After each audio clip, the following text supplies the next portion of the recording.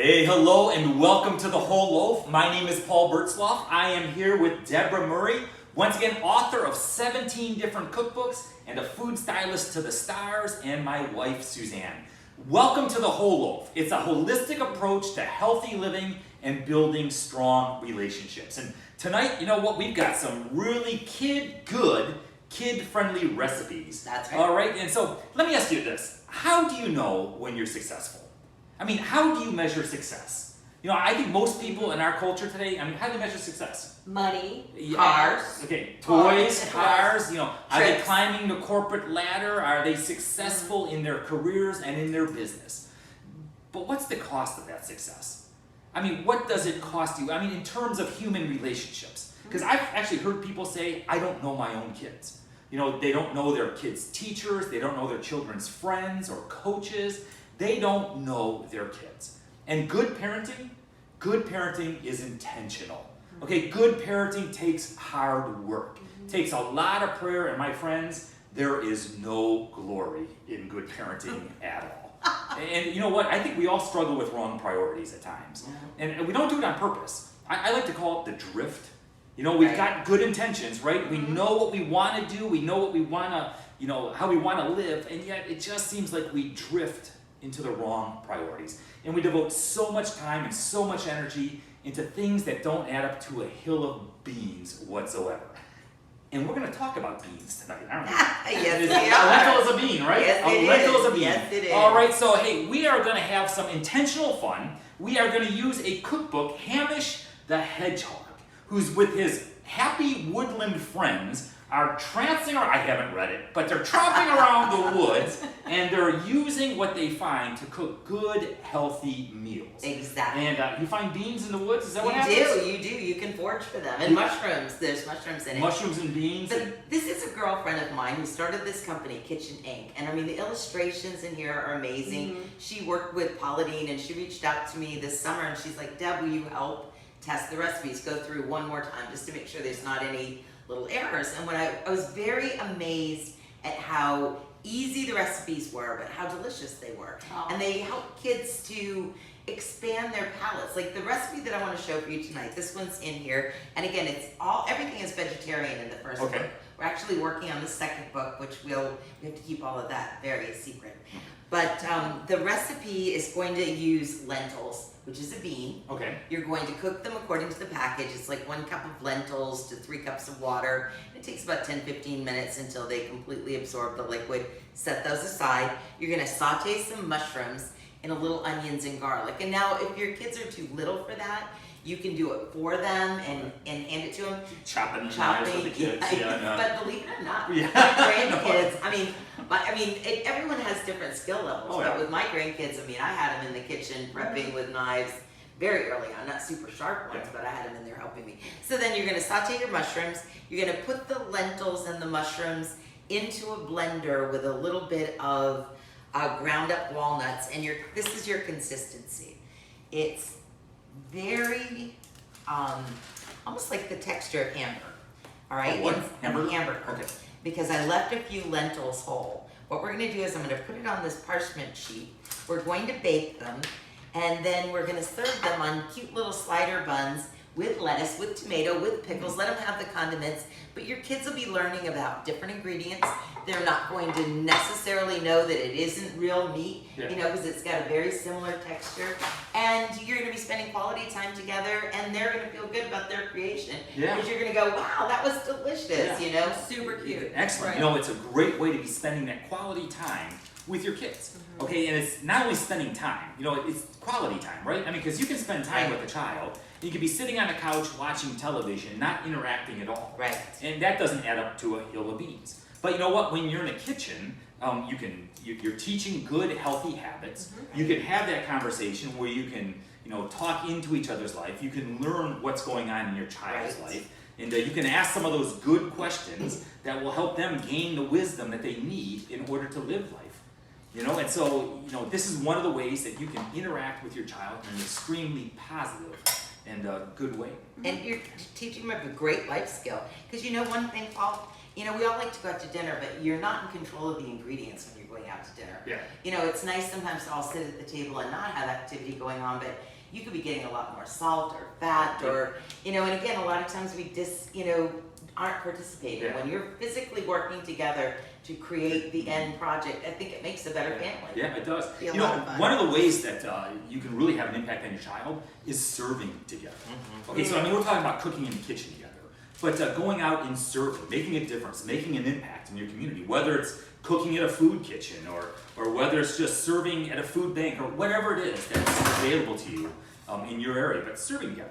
Because that way you're not only telling a child that they're significant, but you know what? You're proving it to them. Right. You're showing them that they are significant and that they make a difference.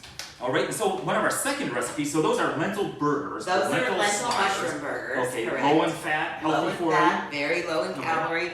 No, and they have a great source of fiber, so they help to lower your cholesterol. So again, we're learning great skills. They taste great, Yeah. inexpensive. You know, one of the nice things about using dried beans is, what do they cost? Like 30 cents or 60 Yeah. cents a I bag. got no idea. You know, and they go a real long way. So it's very economical too.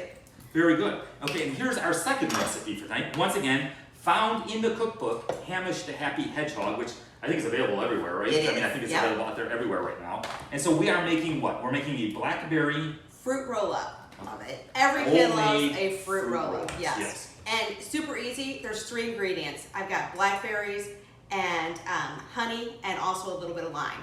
That's it. It can go into, I use my magic bullet. My neighbor loves me every morning at 6 o'clock when I turn this on.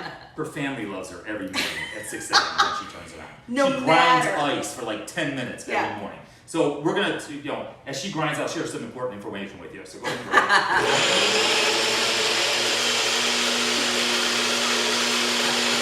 And that's the most important thing you could ever do for yourself. And so what we did is we You took, were I think sharp you as said a it was tack. like 1 pint of. It's Yes. 2 pints, 2 pints. of blackberries, which is 1 pint, which is 2 cups of blackberries. Okay, you can use fresh, you can use frozen, and then it's 1 teaspoon of fresh lime juice, and then honey. You know, Suzanne, you and I talked about this. I know when Navarre worked in summer camp at Our Savior, you know, kids love that Oh, yeah. kind of, you know, that I gumminess. love this. But the candies, the fruit roll-ups you buy in the grocery store, read the ingredients. I mean, Yeah, cane full syrup of- is yeah. the #1 ingredient. We found that kids just behave badly when they have some of those Mhm. Yeah, things in there's them. so much. It dehydrates them, it gives them too much energy. This is the sort of stuff that will actually help their body perform better. They're gonna feel better about themselves because they made it themselves. They're gonna be more curious about it because they made it themselves. And I think you can also have that conversation, Paul, about read the labels. You Yeah. know, what this Oh, it's sugar true too, right yeah. here, you know, the day that you had the meltdown and I had to discipline you, well, maybe that was because Yeah. there was too much of this. There's a direct correlation. Which makes perfect Yeah, sense. it does. So what you do is you spread it out evenly. It goes into the oven at 170 for 5 to 6 hours. I know that seems like a long time. And basically what you're trying to do is dry it out. And when it's done, it's still going to be a little sticky, but it's going to be dry. And we do have some here, and it is excellent. Isn't I mean, it it really delicious? truly was. Yes. Yeah, I've been picking it like And for I the last think half you hour could or so. probably substitute raspberries or strawberries Oh, for the yeah. blackberries. But I like the blackberries because it's just such a pretty color. Yes. And Hamish likes them because they're easy to forage for in the forest with the other It was kitchen all critters. right there. All you need is a beehive and a blackberry bush, right? That's all we need. Yeah, that's all you need. And some You're parchment crazy. paper That out looks there, awesome. out there in the forest too. Exactly. It You comes know, from trees. Yeah, but as a parent, I just want to challenge you and encourage you that you have the greatest impact. You have the greatest influence on your child's life. And you need to be intentional on what you teach and how you interact with your child. I agree. Because you know what, as parents, we all have limitations, right? I mean, our parenting toolbox, we're missing a couple of tools in there. And oftentimes, we just simply do what was passed down to us, right? And we never really do any research, we never look into it, we just do what was passed down to us. And so I would challenge you to spend a few moments and think back on your parents, okay, and how they raised you and how they interacted with you, and ask yourself, what was it that they did that you want to keep? I mean, what was it that they did that was good? Right. And you can remember it and you want to keep it and you want to incorporate it into your parenting style. But also, what was it that they did that, well, maybe you want to discard? Maybe Right. it wasn't so good. Right. And but to intentionally think about that, so you just don't do it. Right. Because so often we just incorporate from our families the techniques and the things that they did previously without ever giving it any thought. And so what needs to change? Because I think so often as a parent, I don't know, I think we parent by a reactive approach. Right. They do something and we react, and we never give any thought to it, or we react because it feels right, or we do something because it feels right, or or parenting just takes a back seat. Right. Kind of have this laissez-faire kind of attitude. What will be kind of thing. And so I want to share just a couple of real quick truths with you about parenting.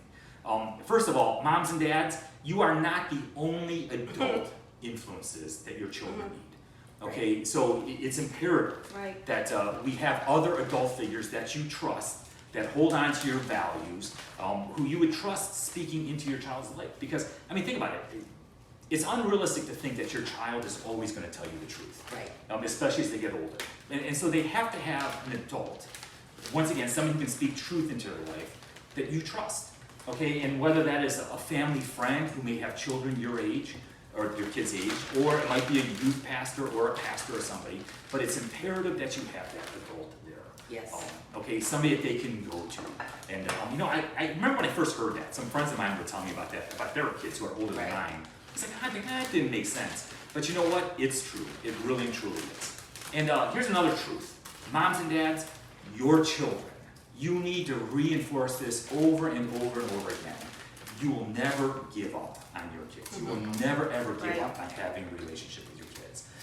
So often I hear parents say, that's it, I can't take it anymore, I'm done with you. I've had enough of you. Never tell your kids that you give up on them.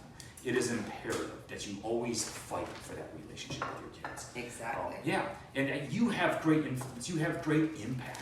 And your relationship with your spouse and with God impacts your kids far more than you could possibly ever imagine. And so how you model for your kids' behavior and how you treat each other, how you interact with each other as a family, or how you interact in the community, or even if your kids see you modeling prayer, or see you modeling Bible study, or going to church, it is powerful. All right, and so the way that you model, the way that you live life speaks far louder than the words that you speak. Exactly. Yeah, so it's powerful. Okay, so I see you've got some asparagus over here. Yes, which is another thing that you can find in the woods. And asparagus, really, do you realize it is one of the most healthy vegetables there is? Okay. It's super alkaline. It's very, very good for you. And what we're doing to introduce kids to it is everybody knows kids love French fries. So well, instead of using potatoes, I've learned this before. So you dip it in flour first. I dipped it in flour first. This is like cooking show number 1. You dip it in flour first. And the reason we're doing that is because we want to remove the residual moisture that all vegetables or seafood or chicken naturally have. So the flour will cling to the produce. Now we're going into the egg, and in here, Paul, we have panko in here and Parmesan cheese. Now I'm going to put the asparagus spears in here. You're going to shake them, and then you're going to hand the bag to Suzanne, and she's going to cook them. The recipe calls for it being done in the oven, but I want to show you I prefer having kids help with the air fryer. The reason I like air fryers, they stay cool to the touch. They do shut off after their cooking cycle. And I bought my grandson's air fryers 5 or 6 years ago when they first came out. So I was like, it's perfect for their little snacks after school, and you don't have to worry about them leaving it on. Yeah. So these are going to cook for 10 minutes, Suzanne, on 400. Parchment paper. She's gonna give it a little, she'll give them a turn after 5 while Paul's talking, but wait till you taste how crunchy they are. I mean, they're really, really delicious. I like to serve them with a little ranch dressing on the side as a great little condiment for the kids. But you're introducing, again, another food that they wouldn't do on their own. And instead of French fries that are so fattening and have no nutrition, now they're doing something that they're gonna feel good about, they're gonna enjoy, and they're expanding their culinary skills and their palate. Yeah. And your children are more likely to eat the foods that they make. Precisely. Yeah. Because they trust it. Yeah, they trust They it. trust They see it, what and goes they're into curious. it. I've done millions, and not millions, I'm exaggerating, but I've done tons of cooking classes with kids. And it's funny, they'll eat carrots when they cook them. You know, there's just so many things that they're like, no, I don't eat that. But you just get them involved with it, and they're curious. They're like, I did this, what happened? And so that's a great way to get a finicky kid to eat food is by getting involved in the kitchen with you making it. You know, maybe do some research on it. What does this do? Will it make your hair grow? Will it be great for your skin? You know, there's all those things that you could actually do research on together. Yep. And so, like, you know, questions you can ask, you know, yourself, do some self-reflection on, is how do you foster an atmosphere of unconditional love? Right. Okay, I mean, how do you show your child that you love them over and over again, unconditionally? And, you know, one of the ways to do that is spending time with each other, right? Exactly. And once again, as I said earlier, it's quantity time leads to quality time. Precisely. Okay, and you need to have the quality time. And one of the quantities is right here. I mean, spending time in the kitchen. It's a great way to teach your child. It's a great way to be able to speak into their life. And from that quantity comes the quality and the opportunity to listen to what's going on. Right. And, you know, that's another key factor there too, is listening. You know, I don't know about you, but I've got this tendency to give advice, you know, and so I always like to speak, and sometimes I just need to be quiet. You know, They just there's need nothing, to get what's in their mind out, Yeah. you know? Right, right. and if you don't give them a chance to talk, you're never gonna Right. know. And if they think we're gonna try and fix it, they're not gonna share it with us, because sometimes they just need to vent. You know, sometimes they just wanna tell you what happened at school that day. This one hurt my feelings. I'd get in the car, like, well, we're just gonna have to go to that parent's house. When you act like that, they're not gonna share with you. So if you want them to share with you, it's like you said, you just listen. Exactly. And one thing is great is at times Paul will say, well, do you just want me to listen? Do you want me to fix it? Right. Do you want my advice? And it's great because we get that out there right in the beginning. That's a great And they idea. can take it from there. That's an excellent idea. Absolutely. And so just being quiet for a few moments. And you know, the other thing too is asking the right questions to lead your child into making their own decision. Okay, not that you just let them willy-nilly make a decision, I mean, because they need the guidance, right? But asking questions. So instead of simply telling them what to do, asking those questions like, is that a good idea? Is that wise? Or helping them like, okay, if you do this, what's going to take place in the future? Right. What will happen? Consequences. And so, you know, I also want to encourage you, have the art of the long view. Okay, it was Peter Senge years ago, wrote a book, it's a business book, but he always talked about the art of the long view. And I think we need to do the same thing with our children. Okay, have the art of the long view. It's not always about the here and the now. Where are you trying to get to? What are your goals? What are your ultimate lessons or values that you're trying to teach? And so have that long view and move them towards that. It doesn't take place in one fell swoop. No. You know, it's a lifelong kind of lesson that you're teaching them. I would say like gardening. You know, I told you that analogy that I used before. It's like anybody can go out and plant a seed. But when you want a beautiful garden, you know, you gotta water, which is, you know, nurture. You gotta fertilize, which, you know, that's the tough stuff. Right. You need to pull the weeds out, because there are gonna be some kids that you're not gonna want around your kid. And, you know, when you do all of that, at the end, you get that beautiful produce, that thing that you're so proud of that can feed the world, you know, but you really, it's work. There's nothing, And it's it helping doesn't your do it on kids, its own. it's helping your kids recognize it, helping your kids realize what's good for them, what's not. You know, and as they grow older, obviously, they're They'll more make mature, better they can make decisions. better decisions. Yeah. And I always like to think of it like fishing.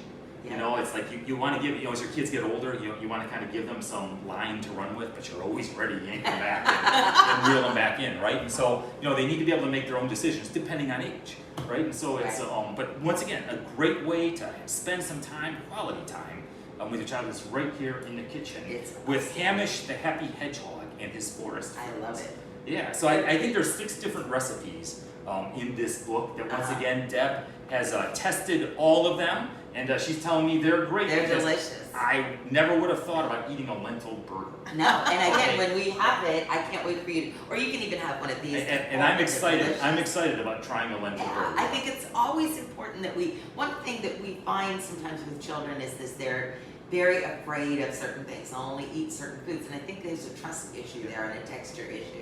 And by cooking, you'll find that they know what went into it. They'll be curious about it. It might help them to expand a little bit. But it's a great life skill. I found taking Navarre to church was huge. You know, being part of service ministries, like you said. But being in church, sitting there with other kids, that's a great. It's a great skill, I think. You know, because they're seeing other kids and they're getting the word spoken over them. I love that too. So some questions for you to think about. You know, it's like when you think back in your view of what a family looks like. Okay, where do you get your picture in your mind? Where do you get your idea of what the perfect family looks like? I think a lot of people Yours. use social media. social Yeah. media and television and all that kind of Yeah. stuff, right? And we always sit back and think, that's what my family should be like. That's, the perfect family. Right. Well, you know what? That is unrealistic, isn't it? I mean, first of all, there's no such thing as the perfect family. And that view of the perfect family that you have in your mind, how does that impact how you relate to your kids? Right. All right, I mean, your expectations of your kids and how you relate to them. Are you harsh with them, or maybe you're too lenient with them, or whatever it is. Right. It's finding that perfect balance. Just some things to challenge you with, to think about as you relate with your children. Perfect. All right. These are look all- at and these. I'm ready to- camera already. And I'm Yep. ready to just flip them, and they look gorgeous. Aren't they gorgeous? So we have some fantastic recipes for you tonight. And they're all found right here in Hamish the Hedgehog. I cannot Exactly. wait to try my lentil burgers along with my Asparagus asparagus fries. French fries. And for dessert, we are having a blackberry roll-up. There you go. Good stuff. Hey, thank you for joining us. You have a great day. God bless. Live love.